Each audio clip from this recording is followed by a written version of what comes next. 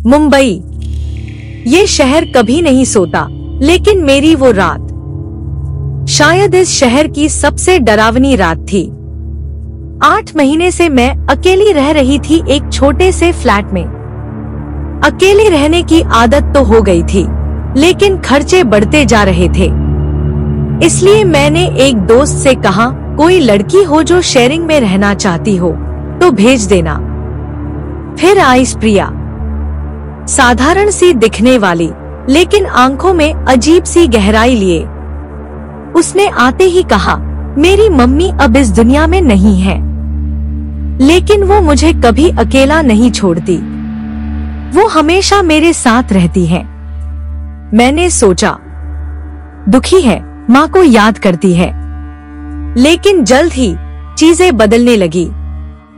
रातों को अजीब सपने आने लगे। एक औरत लाल साड़ी में प्रिया के सिर पर हाथ फेरती हुई दिखती और जैसे मुझे घूरती रहती। फिर एक दिन मैंने अपनी आंखों से देखा, प्रिया सो रही थी और कोई परछाई उसके सिर के पास बैठी थी। मैं डर के मारे चीख पड़ी, लेकिन प्रिया बोली, मत डरो, वो मेरी मम्मी है, तुम्हें कुछ नहीं करेंगी। मैं हिल चुकी थी। फिर कुछ दिनों बाद हमारे साथ रहने आई रिया। रिया दिखने में तो नॉर्मल थी, लेकिन उसकी एक बात अजीब थी। जब वो सोती थी, उसकी आंखें आधी खुली रहती थी, ऊपर की ओर चढ़ी हुई। ऐसा लगता था जैसे कोई चुड़ैल हमें घूर रही हो। फिर एक दिन लड़ाई हो गई मेरी और रिया की प्रिया से। गुस्से में हमने उसकी मरी हुई माँ के बारे में बुरा कह दिया। अगले ही दिन प्रिया अपना सामान लेकर चली गई, बिना कुछ कहे। घर फिर से खाली हो गया।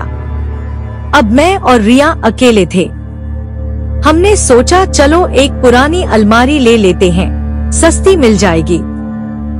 एक सेकेंड हैंड स्टोर से एक भारी सी 2 दरवाजों वाली पुरानी अलमारी उठा लाए। उसी रात नवरात्रे शुरू हुए थे। हमने कमरे में माता रानी की फोटो के सामने अखंड जोत जलाई। रात को मैंने सपना देखा, वही लाल साड़ी वाली औरत, वही चेहरा, वही नजरें, लेकिन इस बार वो अलमारी के शीशे से मुझे देख रही थी और हाथ बढ़ा रही थी।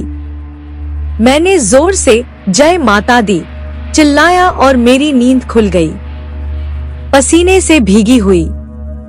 सुबह उठते ही रिया बोली, ये अलमारी बाहर क्यों रखी है, कमरे में रख लेते हैं। हमने कोशिश की, लेकिन अलमारी जैसे किसी ने पकड़ रखी हो। वो उतनी भारी थी नहीं, लेकिन उठती ही नहीं थी। और जैसे ही हमने उसे कमरे की दहलीज पर रखा, एक जोरदार धमाके से उसका शीशा फट गया।